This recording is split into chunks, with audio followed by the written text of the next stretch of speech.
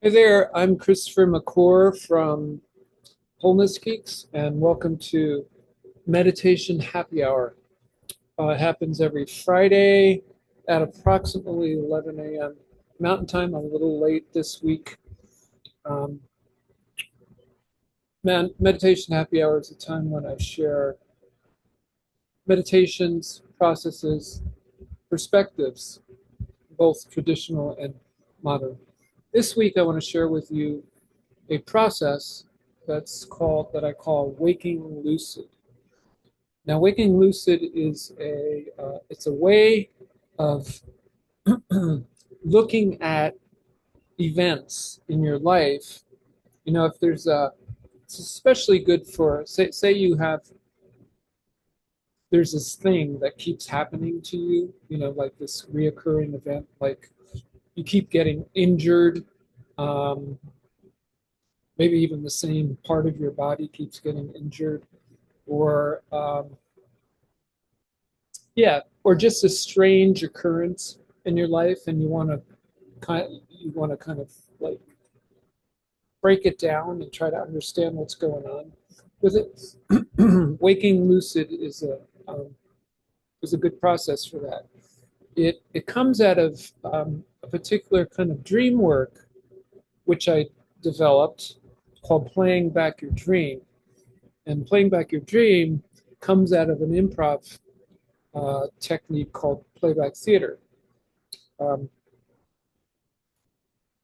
Playing back your dream is where you take a dream and you break it down into the elements, and then you turn the important elements into characters, and then the characters interact. They have a scene, and in that scene, what's going on? The forces at work in that dream become apparent to the person whose dream it is, the people who are playing the elements. Um, Waking lucid, what I'm going to share with you today, is derived from playing back your dream. In other words, it's kind of an interesting loop because playback theater was about playing back the stories of people in people's lives. And I adapted it to dreams. And now I'm taking the process that was developed through working with dreams and bringing it back into life. So essentially, what happens with waking lucid is we look at the event and we kind of break it down into its components, and and it's something you could do it with some people, but you could also do it by yourself on your own, and that's what I'm going to share with you today. So I'm going to go ahead and share my screen,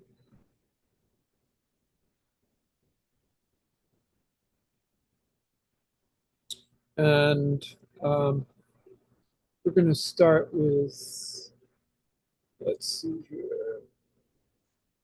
I'm going to start with this. Okay, so in case you're not familiar with the Enneagram, this geometric shape, it's a container for knowledge or frameworks. I use it all the time, basically, and so I've used it to organize the the elements of waking lucid. Okay, so with waking lucid, you start with the narrator, and you might think, oh well, you know, the narrator is obvious. You know, it's like the person who this happened to. Um, it's not always obvious, and in fact, when you get to the place of actually creating dialogues between the characters, the objects, objects, you know, can become characters. Once you create the dialogues, you'll see that um, the narrator might be something else that's very important. And in fact, I'll give you in the example I'm going to give you in a bit. You'll see that the narrator is money. Okay, so then you have the setting, and you know the setting it can be it can be the place where you're living, but it can also be actually in the example I'm going to show you in a bit, the setting is actually in cyberspace. So yeah, you might think, oh, well, these things are obvious, and no, they're not obvious. And in fact, the more creative you get with these things, the the more off the radar kind of information you can get.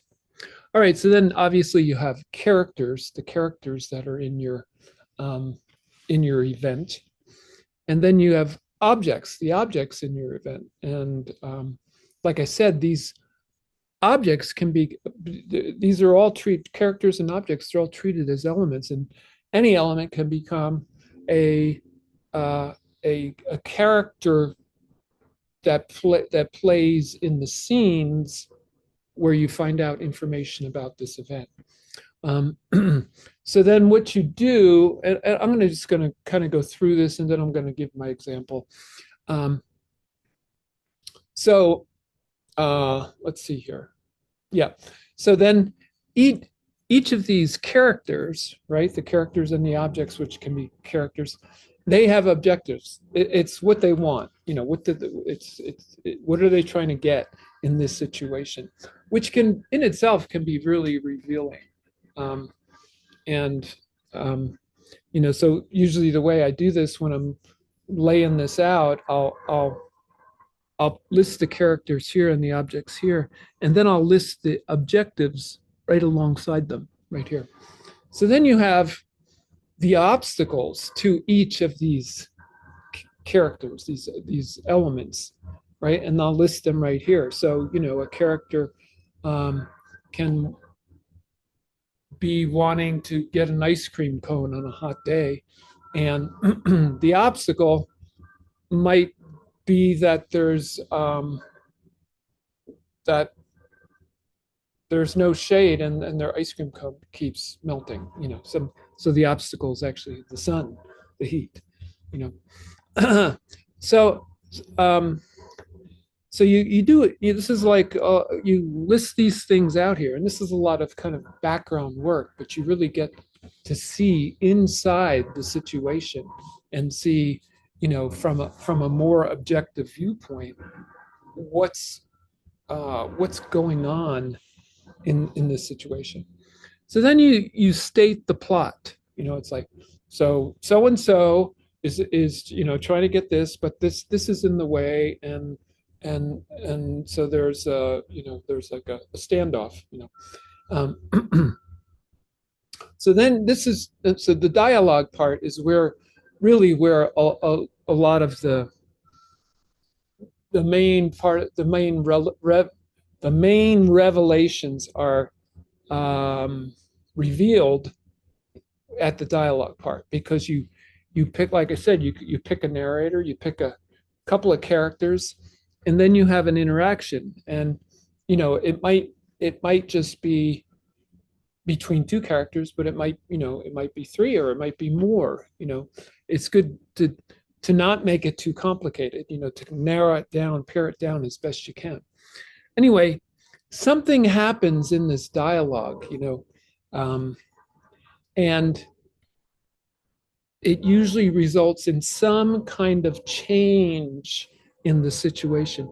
And this is meant, the dialogue is meant to go past the given circumstances. It's like these elements are interacting, and something else entirely can happen. And in that occurrence, usually a transformation of one of these or more of these characters will happen. And then at the end, you very often you can get like, oh, so this situation is actually about this and this, and it's like you actually get like an overall theme that you may not have seen before.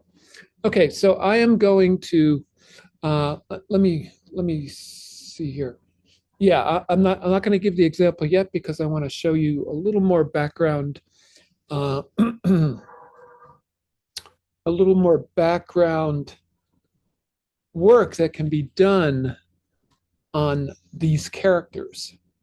So I've developed what I call that's the Waking Lucid, and here are and that's that. So right here, character wheel.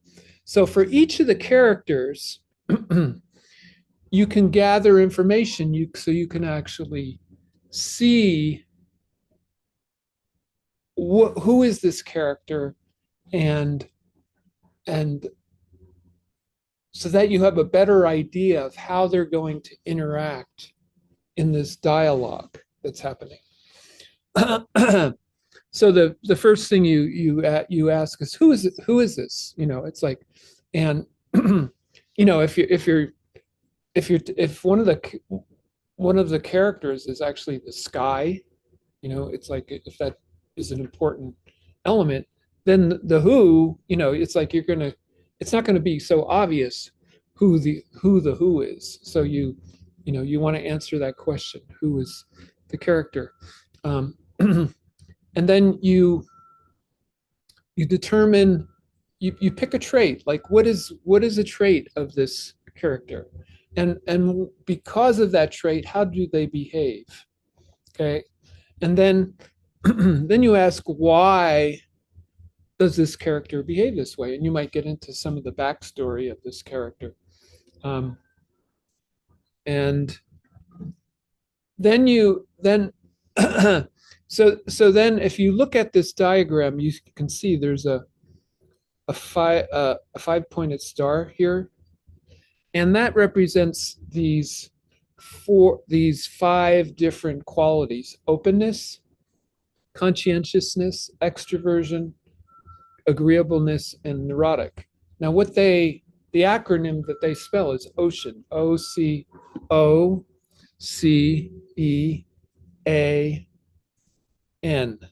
right? And OCEAN is it's a well-known typology indicator, where you can like sort of get an idea about people. You can get what type of person by answering this question. So is this character, where are they? So it's kind of like you score them on a scale of 1 to 10. Where is this character in terms of openness? Are they way open? Are they very, they're very kind of narrow. So you have openness, conscientiousness. Are they conscientious? On extroversion, are they very extroverted, or are they more introverted? Are they agreeable? And then where in terms of neurotic, which is kind of like, do they have a lot of behaviors that are just kind of locked in and just sort of like non-negotiable behaviors? So then when you're going around here and you're answering these questions, you've asked about the openness, and then you've scored rather about the openness, you've scored about the conscientiousness, and then that conscientiousness leads to an action, right? So you have a trait that leads to a behavior. You have the conscientiousness leads to an action, and then you answer, how are they doing? Who are they? Why do they do what they do, and how are they doing what they do? So these are all kind of digging in questions about the character. Then you answer, about extroversion, and then this circle usually leads to some transformation. How are they transformed in this this scene that is if in this situation, how could they become transformed? And you might need to wait to answer this question. And then this middle category, interaction, is about it's one more quality of them, and it's how do they interact with other characters. And so these are there might be other ways besides these, but they can be the kind of person that lectures. They can be the kind of person who encourages. They can be the kind of person who like is always kind of selling something. They can be the kind of person who's always telling stories, the kind of person who philosophizes, kind of person who asks questions or maybe even, like criticizes, kind of person who's always joking, kind of person who ribs people, and the kind of person who is just trying to connect with people. So that becomes the interaction goes here. So then you get with this character wheel, you get this kind of full blown character. And then when you actually go to, create a dialogue, you know who this person is, and you know what they're gonna, how and what they're gonna say. So going back to the waking lucid, we have this interaction. Yeah, okay. So we already so we have, this is the basic breakdown, and then you can do the character wheel for each of the characters involved, including the interactions. So now I'm going to give you an example, and I'm not going to go through this entirely because it would take too long. But I'm just going to kind of take it through as far as I've gone. So there's this. I'm studying entrepreneurship, marketing, and I've been wanting to be able to get a phone number that I can use for texting. So I can actually text people, en masse. I could send out text messages en masse. And there's this verification called A2P that you need to go through in order to get it. And it's kind of rigorous. It's like they're very exacting, and you can't, like, even if you have the same business name, but if it's in capital letters, in one place and in lowercase in another, they'll fail you because of that. All right. So so I've been trying to get this A2P so I can actually create AI receptionists for people. And so I was looking through the characters involved. I told you actually that it was the setting was cyberspace, because that's basically where it's all happening. The characters are me, one of these, one guy who is kind of like he is kind of expert with the software that I'm using, Springboard.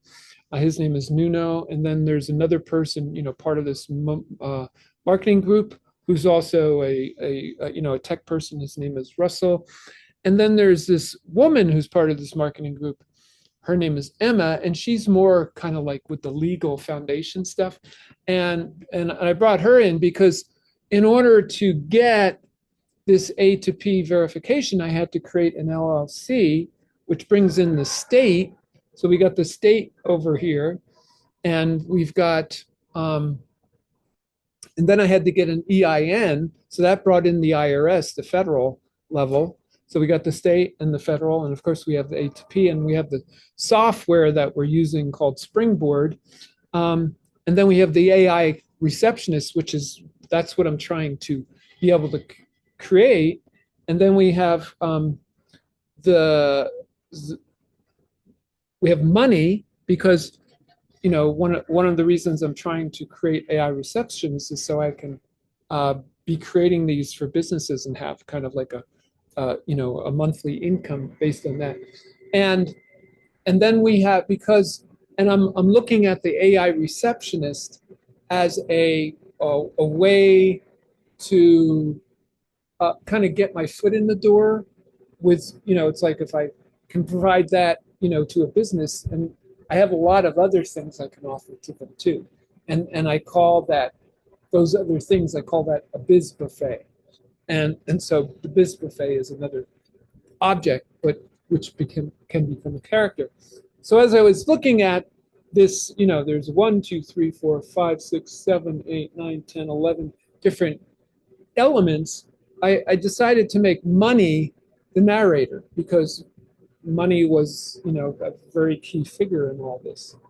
So then I listed the objectives, right, of each of this. So Christopher's me as one of the characters. His objective is for financial comfort. Okay, Nuno's is to facilitate wherewithal with people who want to use the software. Russell's is to kind of connect the dots between different pieces of the software. Emma, like I said, she kind of creates the financial foundation. The biz buffet is to serve. The objective of money is to flow. The objective of the state with the LLC is to regulate. The objective of the A2P is to verify that that this is an authentic business and it's not a scam. The objective of the Springboard software is to facilitate, right, to provide the things needed to do all this stuff.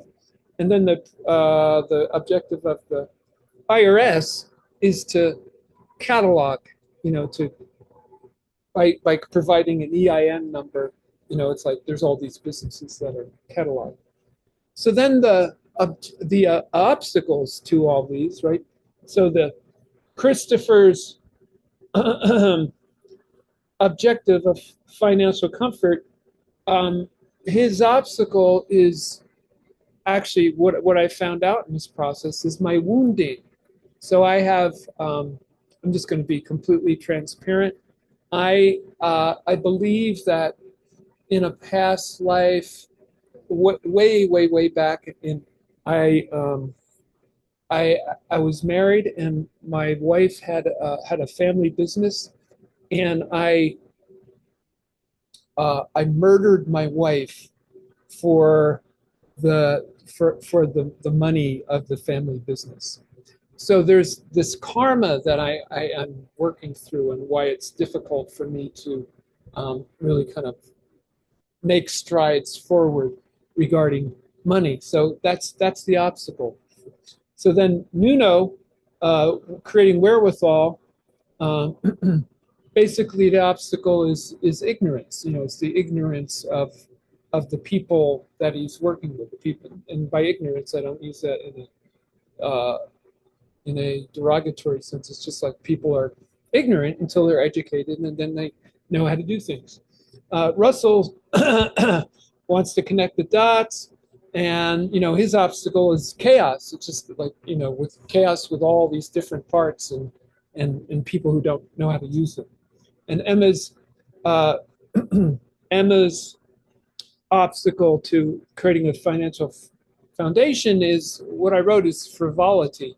That it's like a lot of entrepreneurs. It's like they don't really look at the business seriously and create a serious foundation, and they're just kind of like riding on top until something goes wrong. The the obstacle of business faith objective to serve is regarding the obstacle is not having a door knocker, a way to knock on the door. So it's that knocking on the door that that biz buffet needs in order to serve. They need a way to get their foot in the door. Money's, the obstacle to money flowing is having a way of serving. If you serve, then money will flow. The obstacle to the AI receptionist, it wants to be the door knocker, and the obstacle is this A to P verification and creating the receptionist, which I'm still in the process of getting the A to P verification. It may have come through already. I haven't checked. The obstacle to the state wanting to regulate is is that they were actually, um, let's see, well, they were actually ignorant of the fact that the IRS, when you put name, a business name into the IRS, regardless of what format you put in, it turns it into all caps. So the state didn't know that. Neither did the IRS knew that, but it didn't know that that was an issue regarding verification. The A to P of wanting to verify that, right? That's the objective. The obstacle is the complexity of the setup, with the not only having the state and the IRS and all the naming, but having a privacy policy and having terms and conditions and having a landing of a compliance funnel so that they could check and make sure that a prospective subscriber would go through, and then the A2P checks all that to make sure everything is all, it all matches. The obstacle to the springboard facilitating is all these regulations, and then the IRS, the obstacle to them cataloging is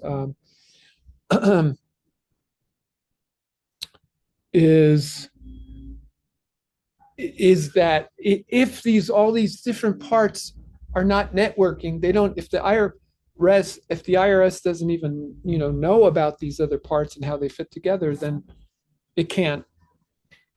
It can catalog, but it can't be useful in this. So that's an example of the objectives and the obstacles. So the plot, and this is the last part that I'm going to share. I haven't, I don't want to take any more time with this. Is that Christopher is unaware that he was unaware. It wasn't just Christopher, by the way, was unaware that the IRS turns the format into all caps and has difficulty. So that was part of the problem. I tried one time and with the A to P and they said, it's like your name doesn't match. And I had to go and find out that the IRS turns it into all caps, and then I couldn't change that. I tried to change it there, and then I realized, I might be able to change it on the state level, but then I had to change all the spelling and the privacy policy and the terms of conditions. But I went through and I changed it all on that level. And part of the plot, and this is actually an obstacle, is that although I have ways of staying grounded, I found myself getting very kind of like just caught up in the complexity of this. And it's like I would like go through part of the listing of things, and I would just like be worn out from it, But I'm using that as an indication of how I need to be more grounded through this whole process. So you can see that this going through this process brings up a lot of stuff, and I'll continue, and I'll actually write out a little story regarding, I think the characters are going to be money, the AA receptionist, and A to P. And there's going to be this interaction between, and we'll see what we find out. So that's the example. So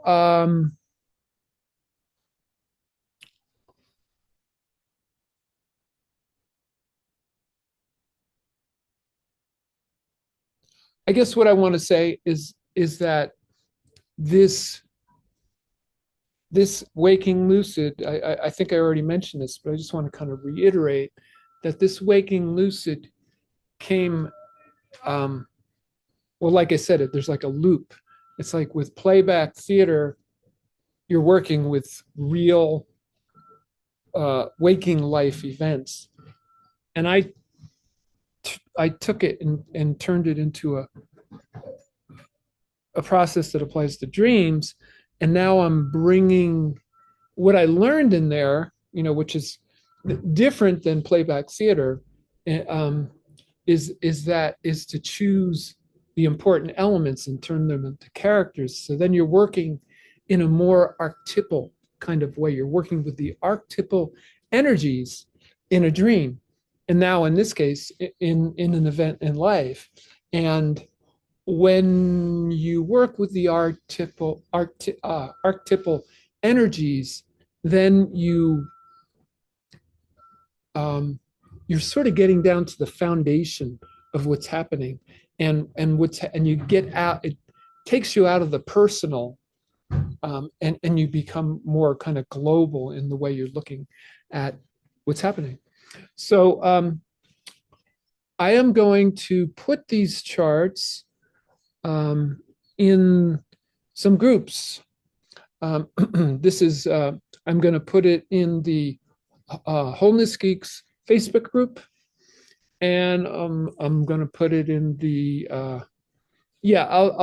I think that's where I'll put it. So if you would like to be able to download these charts, you can go to the Wholeness Geeks Facebook group and join that group, and then you can download these charts. It's the Waking Lucid chart, and then it's the character wheel chart, and then the interaction part of it uses this chart here, the interactions. So I'll stop my share. Let's see here. Oh, yeah, I got to go. Let's see. Stopping share. Stopping share. Yes, and that's it. That's it for today. Thanks for listening. This is Christopher McCord from Wholeness Geeks.